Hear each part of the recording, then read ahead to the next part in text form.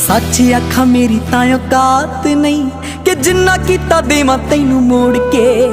मैं मंगदा हां तेरी तंदुरुस्ती सच्चे रब अगे दोवें हाथ जोड़ के। मैं मंगदा हां तेरी तंदुरुस्ती सच्चे रब अगे दोवें हाथ जोड़ के। मेरे हिस्से दे भी दुख सिरा नाल सैंदा अपने जो दिला च लको गया। बापू तेरे करके मैं पैरां ते खलो गया। तू सैकलां ते कट्टी ते मैं गड्डी जोगा हो गया। बापू तेरे करके मैं पैरां ते खलो गया। तू सैकलां ते कट्टी ते मैं गड्डी जोगा हो गया।